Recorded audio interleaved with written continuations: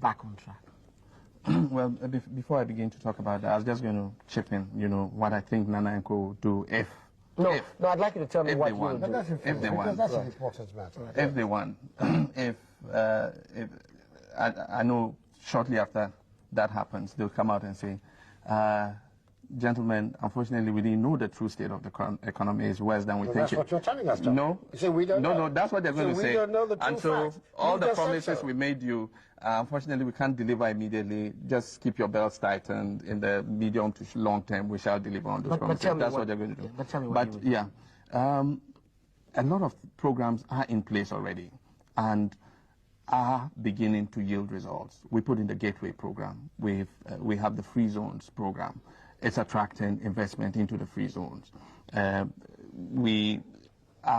Recently we cut the sod to set up a new cocoa processing plant that will process 60,000 tons of cocoa and increase the amount of cocoa that we're processing from about 20% to close to 35%.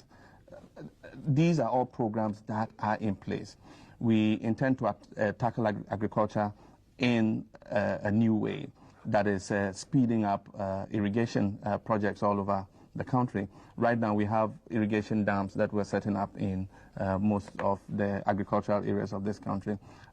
We have a program to set up 30 more irrigation dams.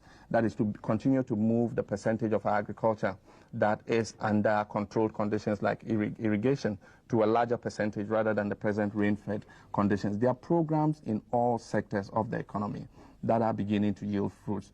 We think that one of the problems has been unemployment because there's a steady drift of people from the rural areas into the urban centers, and people are looking more for jobs in the formal economy than previously when they were employed in the informal economy. We intend to increase the rate of economic growth. We've averaged 5% over the last several years, and the intention is to accelerate that growth to 8% with the intention that as the economy expands, it will create jobs. Often the temptation, and what several of the opposition parties try to do, is to give out a program that seeks to say that they would create jobs artificially. I think that it's more natural to grow the economy, and as the economy grows, it would create jobs and get people working. We have a lot of programs. It's something that we're carrying out and are going to accelerate in the next 4-year mandate. It's interesting.